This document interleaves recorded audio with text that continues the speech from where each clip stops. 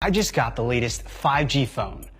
Okay, that's a lie. No, I didn't. Because 5G is not actually a thing. Yet. G stands for generation, and every generation is supposed to be separated by a drastic increase in speed, mainly being 1,000 times faster than the previous G.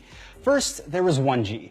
Imagine old school 1980s Wall Street, bigwigs with their phones the size of bricks. These phones, as barbaric and rudimentary as they were, still worked.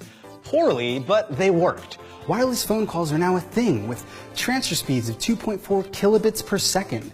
And at the time, that was the most incredible thing you'd ever experience.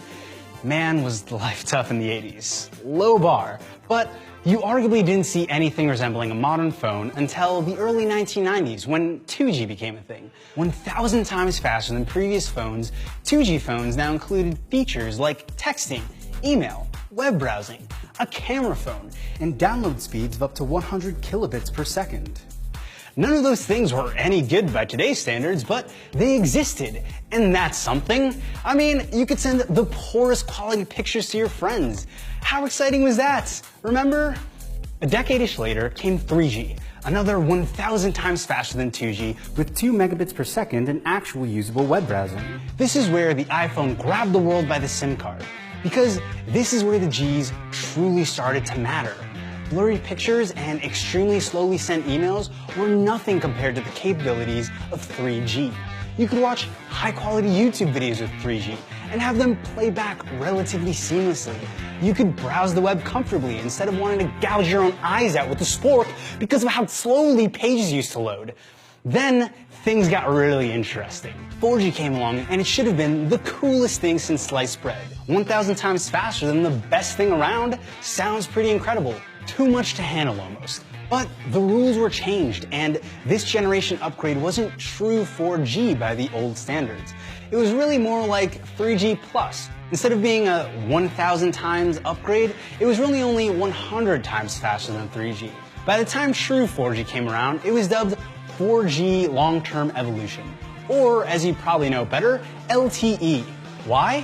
Because everybody knows if you add extra letters and numbers to something nobody understands, it'll make them think it's smarter and better because it's new. 4G actually got you 12 megabits per second, and that's what led to real opportunity for video consumption on platforms like YouTube and new TV streaming services.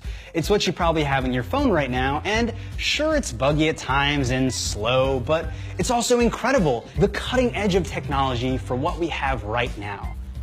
What's next? What's the thing that's going to get you jazzed for your next phone? It's called 5G. 5G can enable download speeds of 1 gigabyte to 3.5 gigabytes per second.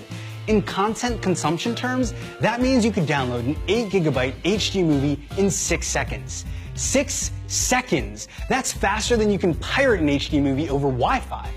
Of course, it's going to be a long and tough road until we get there, setting up the infrastructure to make it possible and getting the new world to adapt. The beginnings of 5G are already taking place. AT&T ran 5G tests late last year in Texas, and by the end of this year, 7 out of the 10 biggest cities in Britain are going to be a testing ground for Vodafone's 5G.